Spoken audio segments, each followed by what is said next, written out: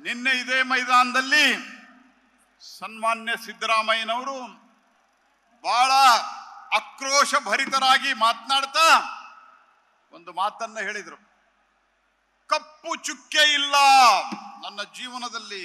ಸಿದ್ದರಾಮಯ್ಯನವರೇ, ಕಪ್ಪು ಚುಕ್ಕೆ ಅಲ್ಲ, ನಿಮ್ಮ ಸಂಪೂರ್ಣವಾಗಿ ಚುಕ್ಕೆಗಳೇ ಕಪ್ಪ ಚುಕ್ಕೆಗಳೇ ಕಾಣ್ತಾ ಇದ್ದಾವೆ.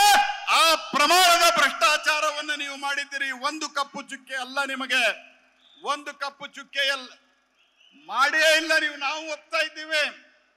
ಸ್ನೇಹಿತರೆ, ನಿನ್ನೆ ಏನ್ ಹೇಳಿದ್ರು ಅವರು? ಇದು ಪೋಸ್ಟರ್ ಏನ್ ಹಾಕಿದ್ರು? ಜನಾಂದೋಲನ. ಜನಾಂದೋಲನ ಅಲ್ಲ, ಇದು ಧನ ಆಂದೋಲನ, ಧನದ ಆಂದೋಲನ. ಭ್ರಷ್ಟಾಚಾರದ ಧನವನ್ನ ಸಂಗ್ರಹಿಸಿ ಚುನಾವಣೆಯಲ್ಲಿ ಕಾಂಗ್ರೆಸ್ನ ಹೈಕಮಾಂಡ್ಗೆ ಕೊಟ್ಟಿರುವಂತಹ ಧನಾನಂದನವನ್ನು ಸಮರ್ಥನೆ ಮಾಡಲಿಕ್ಕೆ ಸಿದ್ದರಾಮಯ್ಯನವರು, DK ಶಿವಕುಮಾರ್ ಅವರು ಜಂಟಿಯಾಗಿ ಬಂದಿದ್ರು. ಒಳಗಡೆ ಹೊಡೆದಾಡ್ತಾರೆ, ಹೊರಗಡೆ ಬಂದು ಬಂಡೆಯಂತೆ ಇದ್ದೀನಿ ಅಂತ ಹೇಳ್ತಾರೆ. ಸ್ನೇಹಿತರೆ, ಭಾರತೀಯ ಜನತಾ ಪಾರ್ಟಿ ವಿಜಯೇಂದ್ರ ಅವರು ಹಾಗೂ ಕುಮಾರಸ್ವಾಮಿ ಅವರ ನೇತೃತ್ವದಲ್ಲಿ, R ಅಶೋಕ್ ಅವರ ನೇತೃತ್ವದಲ್ಲಿ ಈ ಒಂದು ಪಾದಯಾತ್ರೆ ಯಶಸ್ವಿಯಾಗಿದೆ ಅನ್ನಲಿಕ್ಕೆ ಏಕೈಕ ಉದಾಹರಣೆ ಮೊದಲನೇ ಬಾರಿಗೆ ಸಿದ್ದರಾಮಯ್ಯನವರು ಹೇಳಿದ್ದಾರೆ, 14 ಸೈಟ್ಗಳನ್ನ ವಾಪಸ್ ಕೊಡ್ಲಿಕ್ಕೆ ನಾನು ತಯಾರಿದ್ದೇನೆ ಅಂತ ಹೇಳಿ.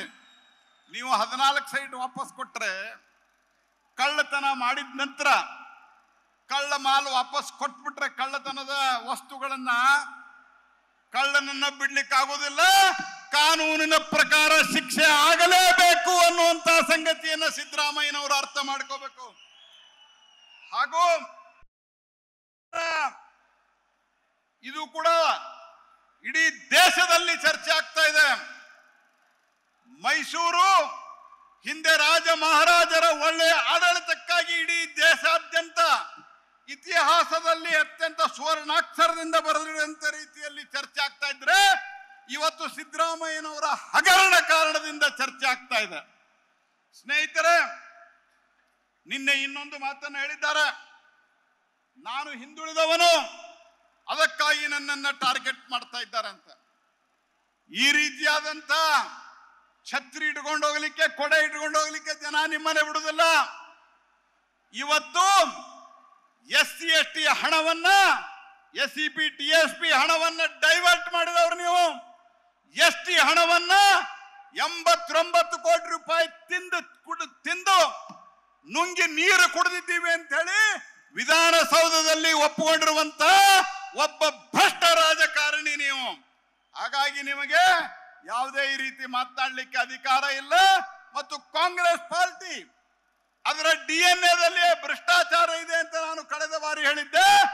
ಅದರ DNA-ದಲ್ಲಿ SC ST OBCಗೆ ಅಪಮಾನ ಮಾಡುವಂತಹದ್ದು ಕಾಂಗ್ರೆಸ್ ಪಾರ್ಟಿಯ DNA-ಯಲ್ಲಿ ಇದೆ. ನೀವು ನೆನಪು ಮಾಡಿಕೊಡ್ರಿ, ಚರಣಸಿಂಗರನ್ನ ಯಾವ ರೀತಿ ನಡೆಸಿಕೊಂಡ್ರು. ಕೇಂದ್ರದಲ್ಲಿ ಸರ್ಕಾರವನ್ನ ಮಾಡಕ್ ಹೇಳಿ ಚರಣಸಿಂಗರಿಗೆ ಅಪಮಾನ ಮಾಡಿದ್ರು, OBS ದವರಿಗೆ ಅಪಮಾನ ಮಾಡಿದ್ರು. ಕಾಂಗ್ರೆಸ್ ಪಾರ್ಟಿ ಒಬ್ಬನೇ ಒಬ್ಬ ಪ್ರಧಾನಮಂತ್ರಿಯನ್ನು ಇವತ್ತಿನವರೆಗೆ OBC ಮಾಡಿಲ್ಲ. ಈ ದೇಶದಲ್ಲಿ ಪೂರ್ತಿ ಪ್ರಮಾಣದಲ್ಲಿ 10 ವರ್ಷಗಳ ಕಾಲ ಪ್ರಧಾನಮಂತ್ರಿಯಾಗಿ 11ನೇ ವರ್ಷದಲ್ಲಿ ಪ್ರಧಾನಮಂತ್ರಿಯಾಗಿ ಮುಂದುವರಿಯುತ್ತಿರುವಂತಹ ದೇಶದ ಮೊದಲನೇ OBC ಪ್ರಧಾನಮಂತ್ರಿ ಅದು ನರೇಂದ್ರ ಮೋದಿ. ಸ್ನೇಹಿತರೆ, ನೀವು ನಮಗೆ OBC ಪಾಠ ಹೇಳ್ಕೊಡಕ್ ಬರ್ತೀರಿ ಸಿದ್ದರಾಮಯ್ಯನವರೇ? ಭ್ರಷ್ಟಾಚಾರ ಮಾಡೋದು, ಅದಕ್ಕೆ OBC ಕವರ್ ಮಾಡ್ಲಿಕ್ಕೆ ಹೋಗುದು. OBC ಅವರಿಗೆ ಅನ್ಯಾಯ ಮಾಡಿದ್ದು, ಸೀತಾರಾಮ್ ಕೇಸರಿ ಅವರಿಗೆ ಅನ್ಯಾಯ ಮಾಡಿದ್ದು, ಬಾಬು ಜಗಜೀವನ್ ರಾಮ್ ಅವರಿಗೆ ಅನ್ಯಾಯ ಮಾಡಿದ್ದು, ಇದು ಕಾಂಗ್ರೆಸ್ ಪಾರ್ಟಿಯ ಇತಿಹಾಸ ಸ್ನೇಹಿತರೆ. ಹಾಗಾಗಿ ನಾನು ಬಹಳ ವಿವರಕ್ಕೆ ಹೋಗುದಿಲ್ಲ. ಈ ಎಲ್ಲ ಸಂಗತಿಗಳಲ್ಲಿ ಕಾಂಗ್ರೆಸ್ ಪಾರ್ಟಿ ಅದು ಹಿಂದುಳಿದವರಿರ್ಲಿ, ಮುಂದುವರೆದವರಿರ್ಲಿ, ಅಪಮಾನ ಮಾಡುವಂತಹದ್ದು ಕಾಂಗ್ರೆಸ್ ಪಾರ್ಟಿಯ ಒಂದು DNA-ದಲ್ಲಿ ಬಂದಿದೆ. ಹಾಗಾಗಿ ಸ್ನೇಹಿತರೆ, ಭಾರತೀಯ ಜನತಾ ಪಾರ್ಟಿ ನ್ಯಾಯಕ್ಕಾಗಿ ಭ್ರಷ್ಟಾಚಾರದ ವಿರುದ್ಧ ನಮ್ಮ ರಾಜ್ಯ ಅಧ್ಯಕ್ಷರಾದಂತಹ ವಿಜಯೇಂದ್ರ ಅವರ ನೇತೃತ್ವದಲ್ಲಿ, JDS ಅಧ್ಯಕ್ಷರಾದಂತಹ ಕುಮಾರಸ್ವಾಮಿ ಅವರ ನೇತೃತ್ವದಲ್ಲಿ ಹೋರಾಟ ಮಾಡ್ತಾ ಇದ್ದೇವೆ. ಕಾನೂನಿನ ಪ್ರಕಾರವೂ ಹೋರಾಟ ಮಾಡ್ತೇವೆ, ರಾಜಕೀಯವಾಗಿಯೂ ಹೋರಾಟ ಮಾಡ್ತೇವೆ. ನಿಮ್ಮ ಭ್ರಷ್ಟತನವನ್ನ ಬಯಲು ಮಾಡಿ ಈಗಾಗಲೇ ಮಾಡಿದ್ದೇವೆ.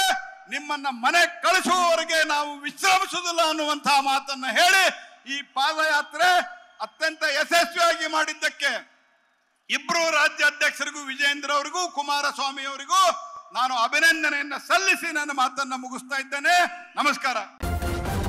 ನ್ಯೂಸ್ ಫಸ್ಟ್ ನಿರ್ಭೀತಿಯಿಂದ ನಿಮ್ಮ ಪರವಾಗಿ.